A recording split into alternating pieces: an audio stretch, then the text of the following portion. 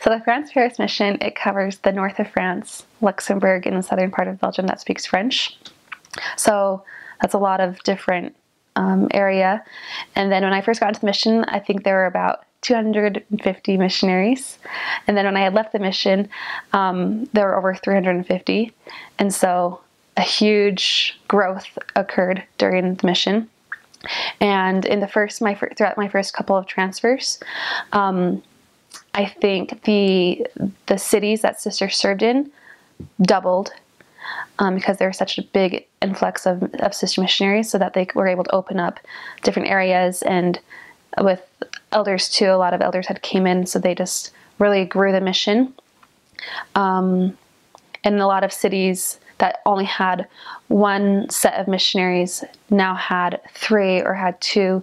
And so just all around the mission just grew and grew and grew.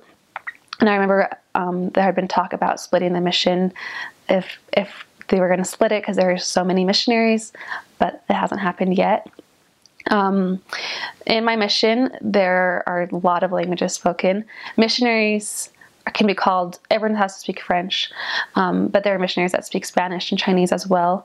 And then people that serve in Belgium, a lot of them speak Portuguese or Spanish. In Luxembourg, there's Luxembourgish, there's a lot of German and Spanish and English.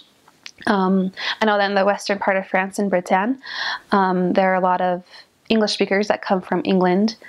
And so you'll find every language pretty much. And there's a lot of immigrants.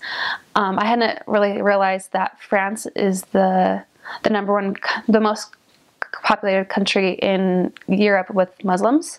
So there's a lot of people that immigrate from North Africa or the Middle East, and then a lot of people from Eastern Europe, so Romania and Bulgaria. So it's really diverse. It's not just white French people that come from Paris. There's people from everywhere. And then in our mission, we don't have bikes.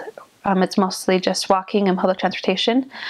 Pretty much every city has a good public transportation. They have buses, metros, trams, but half my mission I served in a tiny, tiny, tiny town where we had to have a car because there were just buses didn't exist. And so we walked a lot and took metros a lot. So France is getting a temple, and it's so exciting. It's, I think, one of the last countries in Western Europe to get a temple. And so everyone's really excited about that. The French people are really ready. And when I had first gotten to the mission, we had the church, they had purchased where they were going to build a temple, but there were a lot of complications with it because it's right across the street from the Versailles Chateau Gardens. And so just in the heart of tourist place and just a really good area. And so there was a building that was standing there before that they had to destroy, crash down to build the temple. And so throughout my mission, it was cool to see the progress, because when I was first in the mission in Versailles, there was nothing. There was just still the old building. Then they had to crash it down. And then there were legal things that they had to go through to get the church to be able to build the temple. And then when I left the mission, you can now see the temple slowly building up. And that's really cool, because in just a year and a half to see the progress. And I remember towards the beginning of my mission as well, Elder Oaks came in to do a stake conference to create a new stake. And so people from pretty much all of the central northern part of France were together in Versailles, the Versailles area.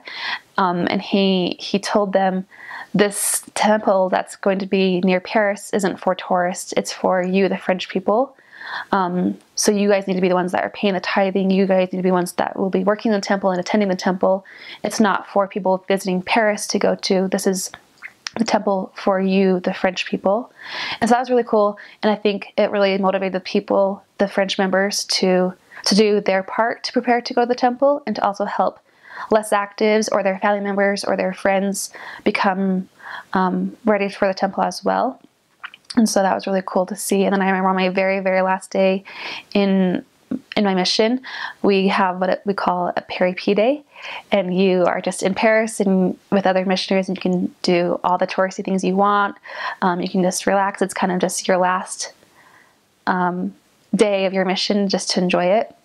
And a family that I was really close with in Versailles, where I started my mission, they came and picked me up and took me back to Versailles. And it was really cool to see the temple from when I was first there to 18 months later, the progress and the changes and the excitement. And so I'm excited for the temple.